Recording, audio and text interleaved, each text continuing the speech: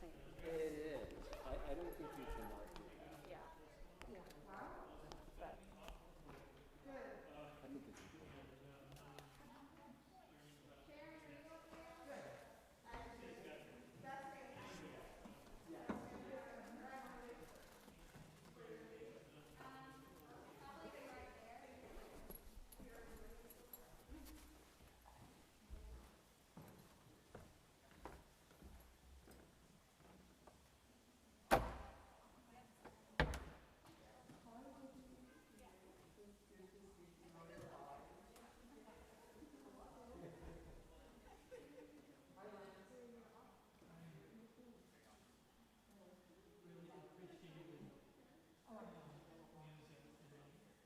It was fun.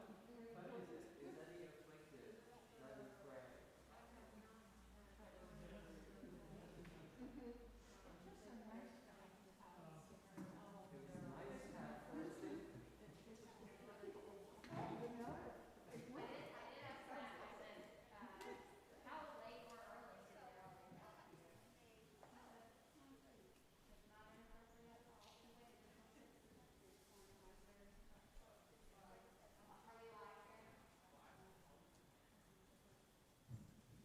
I'm going to hand this off to you. Do you like a music stand or anything to, do you want to stand or? We like it. Do you mind to grab it?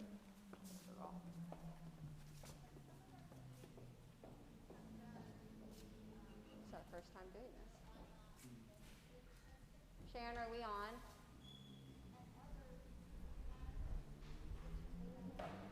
You can't read my lips. How about now? Test 1, 2. And you just put this wherever you want. Probably if you want to stand more here, and that way the camera can see you too.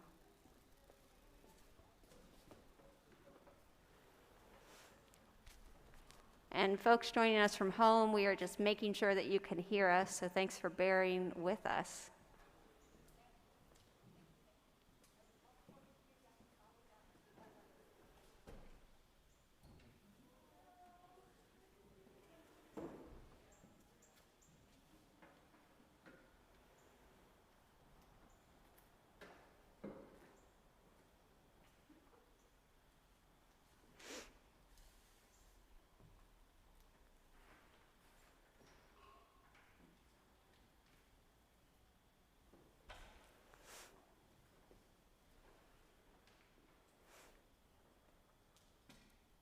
Okay, I see Sharon coming down, so I'm going to assume that we're good. So welcome everyone. Thanks so much for sticking around and for joining us. I am so excited for this time together. I know that you're likely with us for worship, but I just want to introduce again the Reverend Edward Livingston. And this morning, Reverend Edward is going to engage us around themes that we heard in the sermon, courage and being in community, and do so very graciously from your own faith journey and life story. So I'm going to hand it off to you, and then we'll have some time for question and answers to go deeper into conversation. So Sounds good. take it away. Thank you. And you can take the mask off too. Okay, appreciate that.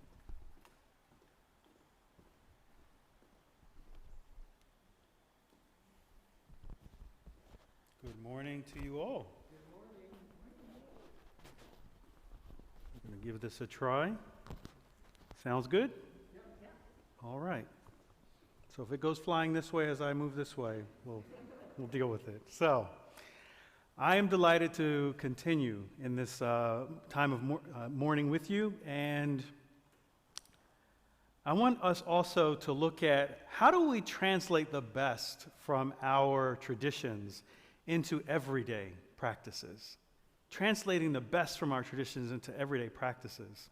And so with the time I have with you today, I will share with you one of the most rewarding opportunities that I have had the pleasure of being a part of. And that is serving on the Interfaith Philadelphia Religious Leaders Council. So what I'll do is I'll share a little background about that, about the work that we do, and how that intersects with bringing the best of our traditions into everyday practices. And somewhere in there, there'll be bits and pieces of my story that come out with it. And I'll check in just a few moments and pose a few questions that I'd love it if there's anything that stirs for dialogue, so it's not just one way the whole time. Serving on the Religious Leaders Council, think about this. It opens doors to speaking and meeting and praying and discerning and learning with area leaders from over 30 different traditions. 30 different traditions in the greater Philadelphia area. And we get to lean into this practice of loving God and loving neighbor as ourselves. Sometimes we do this really well. And other times, we see that there's always room to grow and to deepen our understanding of one another. So several times a year, we have bishops and archbishops and conference ministers and presbyters and presidents and imams and priests and rabbis and pastors and representatives from any number of Baha'i and Sikh and Buddhist and Muslim and Jewish and Catholic and Protestant traditions working to build relationships of mutual support and understanding, and to offer a moral and spiritual voice in the region for the times in which we live. The council was formed in just 2006. It's not that old. 2006, after several leaders from varied religious traditions noted that there was no local organized effort, a table convened for interfaith dialogue and understanding. There's ecumenical, there's within traditions, right? But not interfaith. And so the council became this table to build bridges and to hold such relationships. And something else that's unique that I really appreciate about the council is its primary agenda. The agenda, like I said, is to build relationships of trust and support. You all may have been parts of many organizations. There are aims that these organizations have. There are agendas that they're trying to achieve. And many times they're roll up your sleeves and their advocacy and their direct action. They're out there doing just as important work. Who's holding the table to build bridges of peace so that when you're out there doing the work, prayerfully you're a little less siloed? You're not Protestants over here and Jewish folk over here and so forth. Everyone, we share values. Everyone working toward the same end, but sometimes kind of working against each other. I mean, part of the work also requires resources, and resources, maybe grants, to give you one example. Think about what you could impact if you collectively seek to work against poverty or to work to reduce violence. Sometimes when you present as a united front, or a front in solidarity, you can achieve greater. And that was the question: what can we achieve better together than we can alone? And so to hold this time, you think about it, these are bishops, archbishops, and the like, time is scarce. But we are so fortunate that they have agreed to meet 7 times in a year, broken up in a certain way, but 7 times. They put on their calendar, it's important enough for them that it's on their annual calendar that to the best of their ability, they're going to be present with others during these times. It's sacred. I see it as sacred time. And for many, these gatherings serve as mini retreats, or where they can hold deeper conversations, explore sacred texts together from a prism of traditions, and foster this sense of collegial connections of support and prayer. Some lasting friendships have been maintained from time serving in the council. And I just want to make a note that the Religious Leaders Council is one of a host of efforts underway by this amazing organization, Interfaith Philadelphia. How many are familiar with Interfaith Philadelphia? Okay. And so we provide a diverse array of programs offering to youth and adults and congregations and businesses aimed at promoting interfaith learning and engagement. So, I mean, we take Zones of Peace, for example, came out of the Religious Leaders Council. It's an effort to reduce violence and to recognize celebrated organizations, secular and religious, that build peace at the grassroots. And to date, we have identified over 80 such partners that are doing phenomenal work across the region. And part of what I hope will continue to be, by engaging these partners, little, by practice, we can get them to see that they're not alone in the work. We can affirm, hey, we see the work that you're doing. And that's one of the biggest things I hear from Zones of Peace,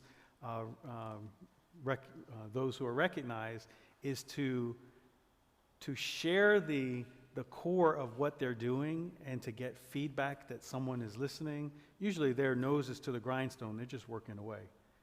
But they understand and they begin to appreciate anew just how tremendous their work is. Then there's also Walking the Walk and Mosaic. I think maybe Sarah was part of one of them, Walking the Walk? Visionary Women. And was a mentor for Walking the Walk. These are youth initiatives that help to instill interfaith curiosity and respect. And with Mosaic, it's even at the middle school age, where they spend 1 week exploring a rich diversity of South Philadelphia and gaining skills to engage across lines of difference. And there's a Crafting Communities project, which is a collaborative, a neighborhood level initiative that again provides interfaith encounters and intergroup art and educational programs in communities that are experiencing particular interreligious and intercultural tensions. So I just wanted to give you a picture. There's a number of things that are taking place, and all of the efforts of Interfaith Philadelphia promote peace and understanding and promote values to reduce violence, to better welcome and to learn from one another as neighbors. So this is one of the key values that caught my attention when we talk about diversity. At the time that I was introduced to Interfaith Philadelphia, I was serving in the United Church of Christ, which I am an ordained clergy, and I was serving a congregation in the Northeast, and our conference minister shared that there was a need for a particular congregation to learn and to find out what God is calling them to become. I said, okay, so you're talking like an interim role to help them take through. So I took a look, and so he told me what the congregation was. He said, Armenian Martyrs. I said, Armenian? Okay. Now, for curiosity, if I didn't embrace that we're all one, if I didn't embrace that we're all made in the image and likeness of God, if I didn't have the curiosity, I might have overlooked it and said, well, there are other congregations that may be better suited if I went with standard, what sometimes people think, African American, black church, whatever the thoughts are, right? But in prayer, I said, this is an opportunity. This is a congregation that is asking for guidance. This is an opportunity to further stretch myself and stretch others and foster cultural relations, if I'm so lucky, right? Beautiful people, wonderful experience, amazing 2 years of learning together and growing together. But I emphasize that to say, part of the thing that I hope we can learn together is to embrace curiosity and sometimes challenge the norms that are put on us, in different roles or what have you. So, and this opportunity to serve with Armenian Martyrs, to learn a little bit of the culture, to share a little bit of the cultures that intersect within me, it's just I wouldn't have traded anything for it. It's one of the best things that in prayer that I could have chosen to be a part of. And part of why this matters is because there is no shortage of intolerance and othering and violence against another, and these are often centered on cultural or religious, among others. And several times a year, for example, we hear about our Sikh tradition brothers and sisters, our families and communities that continuously come under attack by people from a range of reasons. Part of it is they are wrongly connecting folks who wear head turbans as connected to terrorism. But whatever the reason, it's all wrong. It's all bad. Sikhs are peaceful and live to honor their Creator. And we have members who serve on the board with us, serve on the Religious Leaders Council, and they have a tremendous history of serving vulnerable people and hold as one of their core principles to provide food for anyone that's in need. Think about this for a moment. That often means they're providing food for the very people who are persecuting them. Let that sit with you for a moment. That's the heart of which they approach, that we are all, that forgiving heart. And this peace-building effort continues in the Council and Interfaith Philadelphia, and it's critical more now than it feels like ever before to counter the partisan and the religious divisiveness and the other forms of violence that take place. Another value that's at work in the Council fosters this intersection of religious study and religious life. So in my time with the Council, like I said, I've been with the Council 2 years now. And in the 2 years of time, the hearts that are warm, that have been a part of this Council, for 2 summers, we have been piloting, started from members around this table, piloting being in neighborhoods during the week at various times, just being on a street corner, being in a park, in religious vestments, with a chair and a text, and just being a visible presence, praying for community. And I'll try to shorten this. The amazing thing that took place during this, let's say there was an 8-week time that we did this. The first 3 to 4 weeks, people made their way, this is the stories they gave back to, people made their way around these religious figures sitting there. What is this, right? But the amazing thing started to happen. Curiosity. Some people started to come up. People started to say, why are you here? When they learned that they were from the church or synagogue or whatever, right on the corner or around the corner, sometimes the answer was, we thought that place was closed. Think about being outside of the church walls, what that impacted the community with. People began to ask for prayers. And they didn't mind that the person may have been of a different religious tradition. So this is the kind of example of putting the practice to your belief. Another is, before my time, there was, the Council responded to an ad campaign that targeted 84 SEPTA buses with information that was inflammatory, prejudicial, and distorting and creating hatred against Muslims. And apparently the courts ruled that SEPTA had to accept the ads.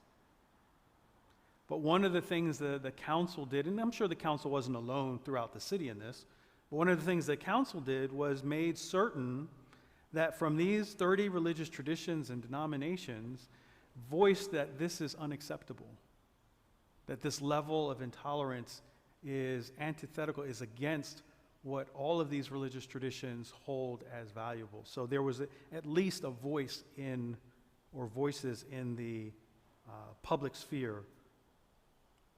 Like I said, the Council represents more than 30 traditions, and I just want to note that within the council, there are boards that help govern how it runs and how we convene. To that, our co-conveners, we call them, are presently Archbishop Nelson Perez, Rabbi David Strauss, Imam Anwar Muhammad, and Bishop Daniel Gutierrez. And council meetings allow the space for leaders to check in and support one another in prayer and conversation. And it seems as if there aren't enough of these spaces these days. So I'm praying that the work of the council and how things make it back to the regions of a given denomination or religious body, that maybe it's already happening, but some of the things that we strive and are intentional about at the council can exist at the local, at the parish level. Could you imagine hosting get-to-know-you nights or something of that nature? And I want to say that solidarity is the aim. The Religious Leaders Council is like many other organizations, many other gatherings. If I speak politically, we have left and right, we have centrists, we have, like you name it, that's who's around the table. But our core mission keeps us focused on the things that matter, operating in love and integrity in the sight of Creator God, and embodying mutual respect and support that all are made in the image and likeness of God. So personally, what that means for me, how that works out, if I'm thinking about something political or partisan, I want to clarify, there's partisan and there's political. I think political is good. The care and of the people and the resources or what have you. It's when we stand firm on ideology or partisanship that you run the risk of creating destructive environments, unhealthy environments. But all traditions have as an understanding that their values are to care for the stranger, the widow, the orphan, the prisoner, those who are sick or marginalized, and to honor God by being hospitable, welcoming, and having compassion for all people. And that's one thing that I can say from being in this experience around the table, that's what people bring to the table. They try to bring and they try to stand in the best iteration of what their religious traditions and who they are in God. So staying focused on why we gather, why we stay in connection is a nugget of wisdom that I can share, that regardless of your setting, if you can name that and hold one another to that standard and have grace, remind people that that's the standard we're holding to, that helps us move past some of the social traps that can result in many organizations either sticking to their own groups or their people that have a similar mind or share a common worldview. And you heard in the sermon today, I was talking about grabbing the kingdom view and looking at God's view of one family. All souls belong to God. And so the gospel text illustrates for me why it's essential to foster connections, to seek understanding, and to work to help make the world a more peaceful place, a more caring place. And you can say how? Well, it starts with every act that you do, every email that you send, every phone call that you make, every text that you tweet. And if you're on the other technologies, all of the other iterations, it matters what you send out. You can send something out that tears down, that points out fault, or you can send something out that builds up, that makes note of what is positive in something. I think it all matters. Let me pause here just to invite something here. What stories or experiences shape your sense of compassion and hospitality? Does something ring from your childhood, from your formation, from your adult life that shapes your sense of compassion and hospitality? Think about that and let me know something. I'll lead us off with this. can we all agree that everyone should be treated with dignity and respect? Yes. Okay, heads are nodding. Okay. Where does that come from? Did you just wake up and you knew that? You believed that? It comes from somewhere, right?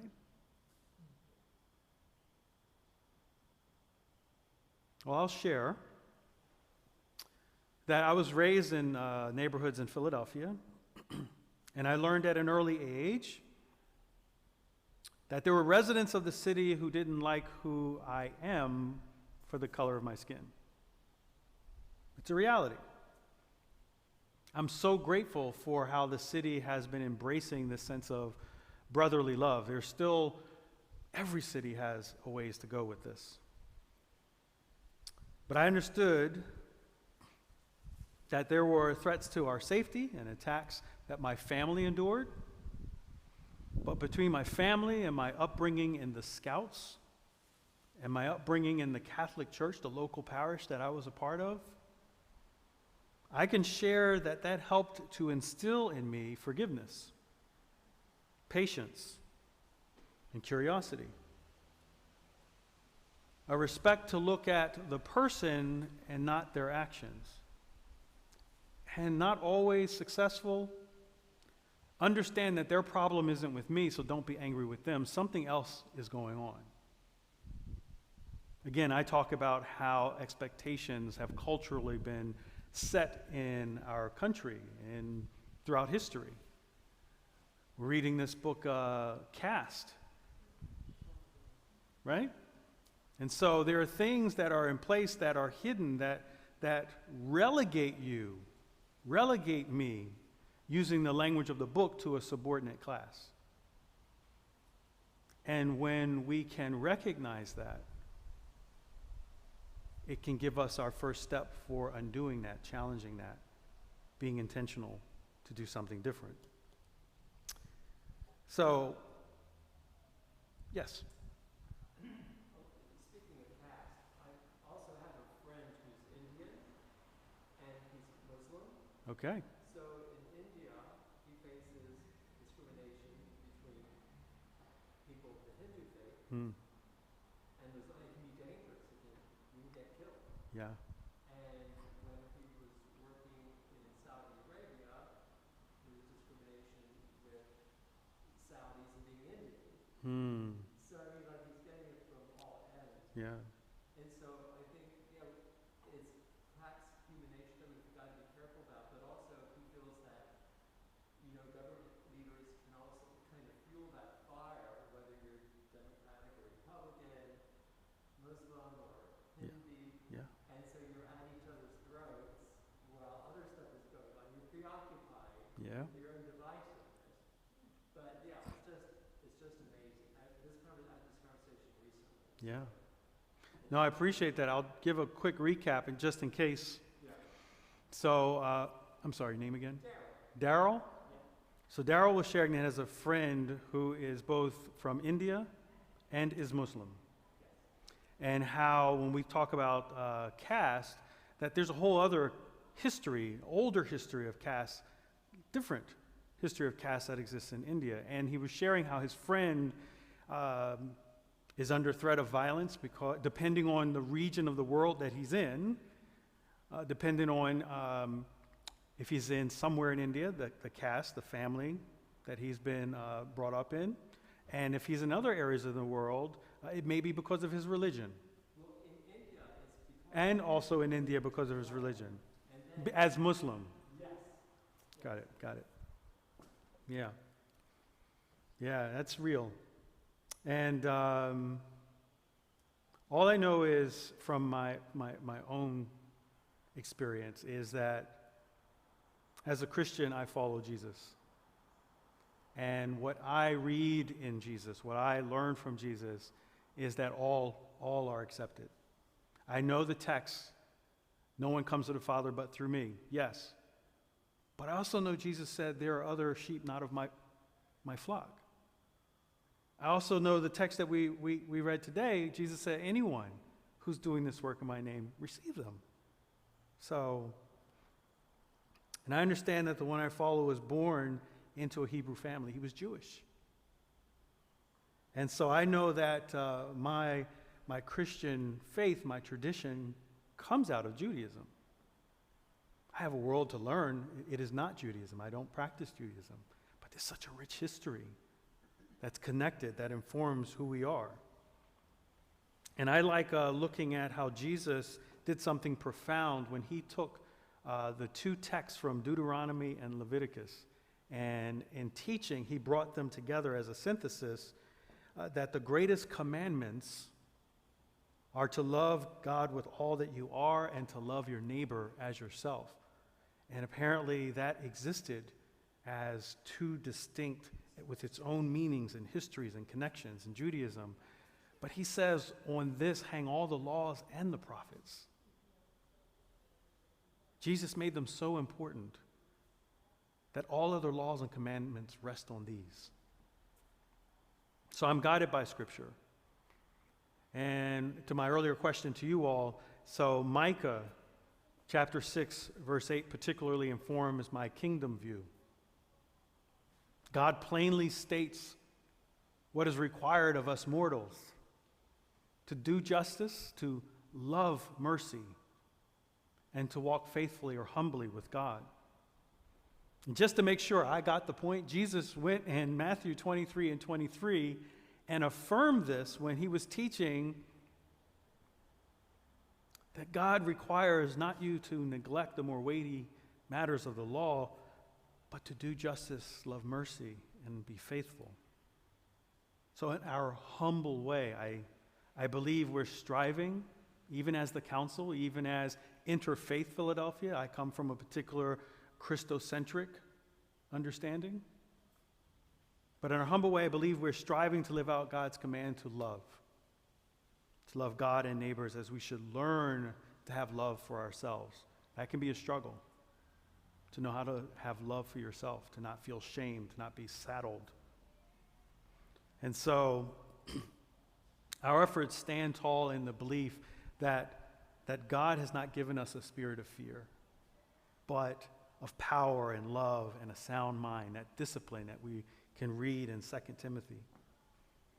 And with that power, with that understanding, yes, we can overcome hatred with love, ignorance with compassion, and violence with extending peace, and faith in the one who calls us to be peacemakers. So yes. So I'm thinking, let me take this off. I'm thinking about, I have a correspondence with an elderly cousin. She's 89. And that qualifies as elderly. I'm that age. She is a firm believer that Trump is the new Messiah. And we have these interesting I am each other. Wow. Yeah. She lives in Iowa. She was raised Episcopalian, but was found by God and found Jesus as her Savior in maybe her 50s. Okay. And she keeps quoting me. She just quoted me the Matthew that you just quoted. That's what made me think of her. And showing how that is the true way.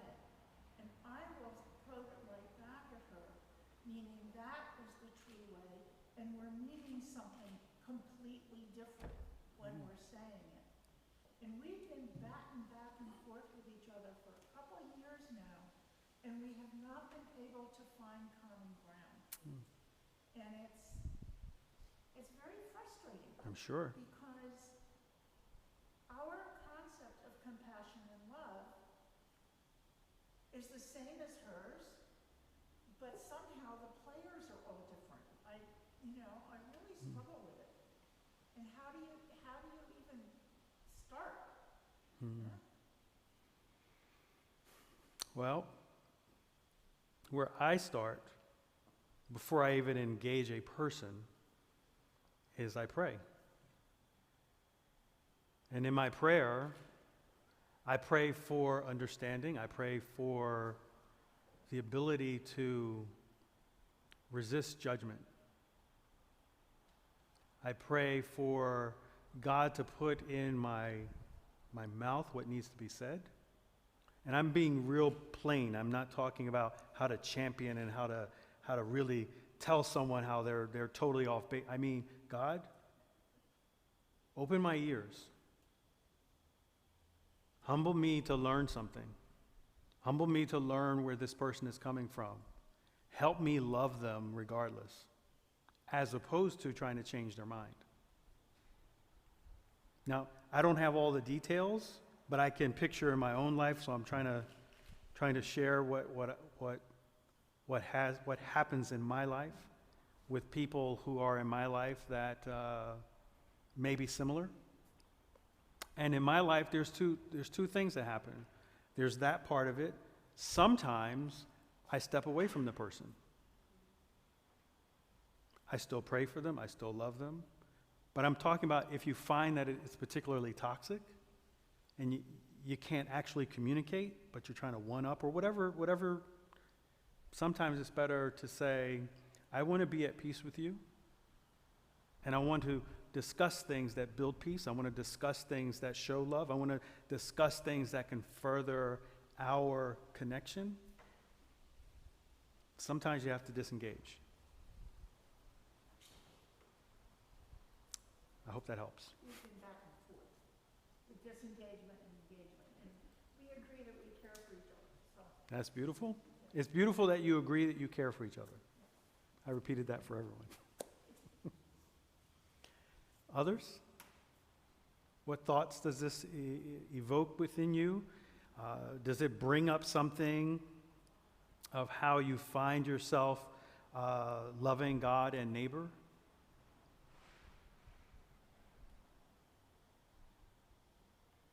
How can we overcome the problems that are separating us and pitting us against one another in so many forms? Hi there. I'm not quite sure how to say this, but is there an attempt or a desire to reach out to the unchurched, the people who, atheist, agnostic, who just, Yeah. get the New York Times on Sunday and forget that it's Sunday? Is there an attempt to reach out to the unchurched or atheists and the like? So I would say as the council, if I start there, yes. And one of the ways that we did that was when I shared about standing in community, being outside, right? Other ways include, regardless of who you are, standing with you in solidarity against forms of violence. So I remember in October of last year, well, we had the prayers for the city from our traditions, right? And that includes prayers for all people. That we also created a response, a prayer response actually, 24-hour prayer vigil in advance of the election that took place. Not for partisan purposes, not to create for peace, to pray that people come together. There was, for a week or two after that, in the aftermath of the election, sharing circles. Now, you know, this is still, in this time, it's virtual because of pandemic and all what have you, but sharing circles, whatever your partisan leaning was, it was a space to come and talk with another, not create a platform for but just to have that human interaction, that you and I may think differently. You and I, we're not asking, but you and I may have voted for different people, but let's create the space to unplug from the noise. And that way, be in a space that I'm looking you in your eye, you're looking me in my eye, we're relating, and see where that goes. It's guided, there's some help. But those would be three things as an attempt. What's your relationship with Power? Power's a wonderful organization. I have a long history with Power. I was one of those consulted to help bring Power into existence. I did faith-based community organizing in states across the country. I started in Columbus, Ohio. I spent 10 years in New Jersey. Faith in New Jersey is now what the organization is known as. So Power is a necessary direct action interfaith vessel for achieving peace and equity. So that would be a way of describing what's my interaction with Power. Yeah. How are we doing with the... Did I s- Okay.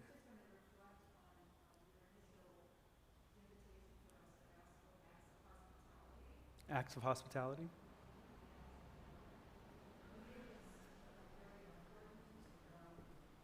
Piece whereby we were in Germany, and in terms of a woman who crossed many divides, she was a major, she was middle-aged, she was white, approached my mother, the wife of an enlisted soldier, with 4 little kids, from an infant to me. I was 8, almost 9, in the early 1960s. Hmm. And invited her in earnest conversation to consider going to church with her, bringing her back to an Episcopal church in downtown Munich, and even offering to drive us there, whatever her needs. And so that began for my mother an earnest re-engagement with her faith, and sort of was the beginning of my creation story. Uh, And I think just about, some of the important stories, being a witness, mm-hmm. to be a witness to bear truth, Mm-hmm. to speak to, what I think God calls us to do. And very recently I heard Darnella Frazier's a note she wrote about, in that moment, just minding her own business as a 17-year-old, welcoming her 9-year-old cousin, and she didn't know George Floyd from Hmm. a can of paint. But then choosing not to avert her gaze like God would have us do, and to be a witness to, a violent act. Yes. And how life-transforming that is. But in that moment, he became someone that she upheld as a child of God. Wow. So it's, Wow. it's just a lot of the testimony to how, a simple invitation can bring you to a place where I think we're challenged Yes. in a way that's very hard, Yes. in this moment of Wow. witnessing all kinds of violence and degradation of person Yeah. in our society. Thank you for sharing that. I'll try to work a little bit backward to share.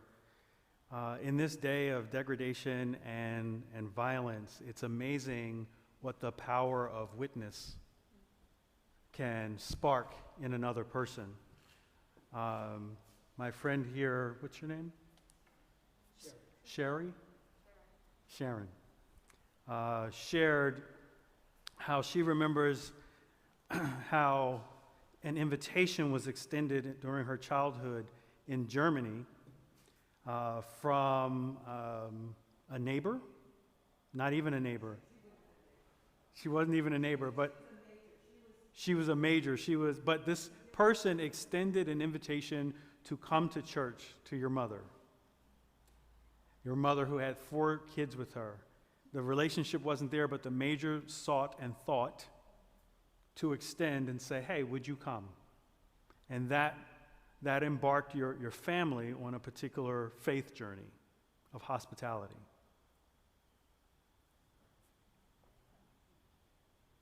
So it all starts, you never know, that catching of an eye and saying, are you okay? That catching of an eye and say, hey, would you like to come? The invitation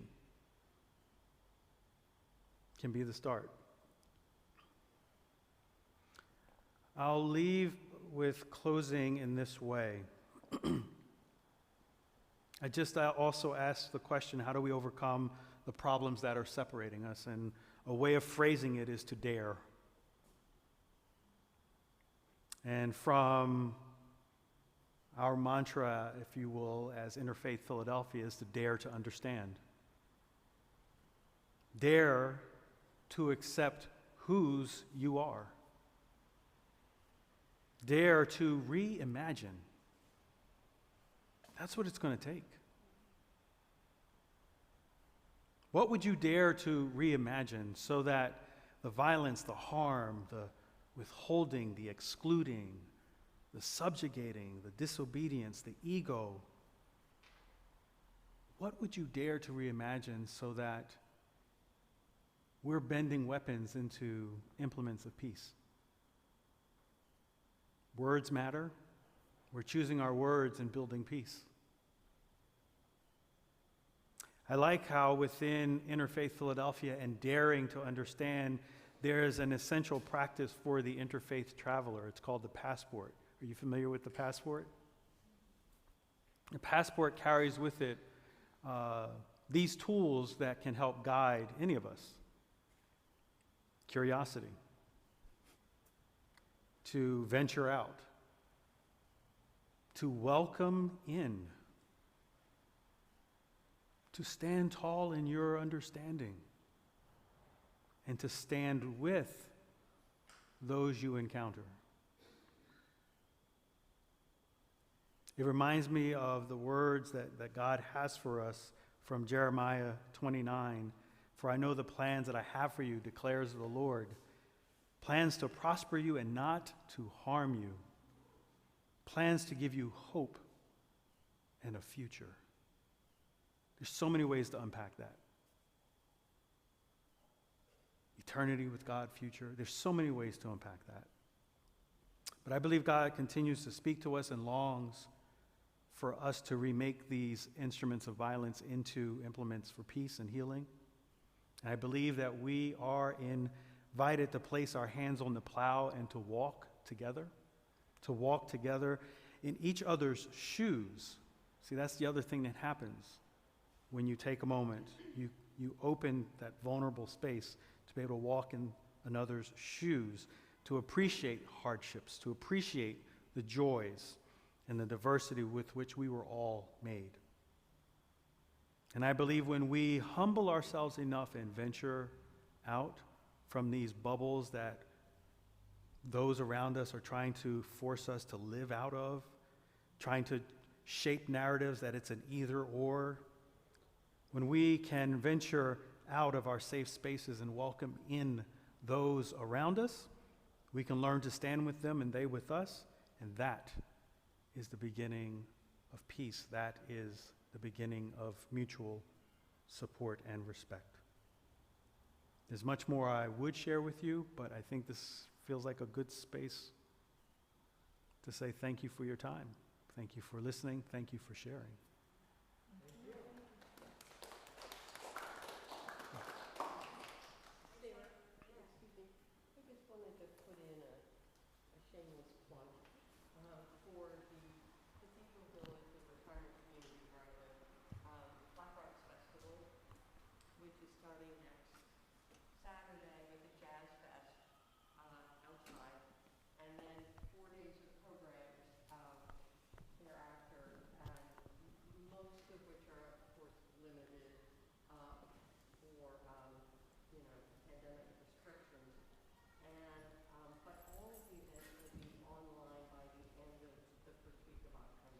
Great. I'll take one with me and make sure that we find a way to post it on our Facebook page or something like that. Yeah.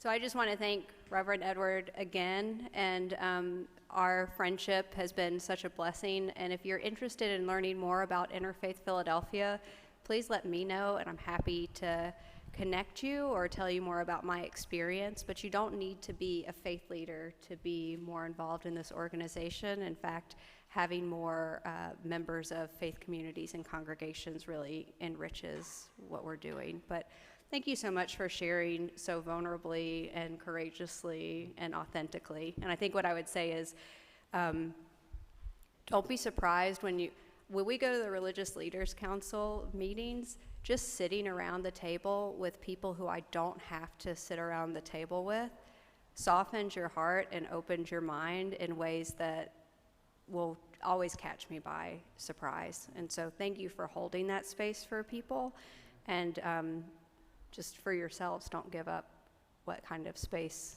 that can be for you. So thank you again so much for being with us. Appreciate being with you. Yeah, thanks everyone. Have a great week.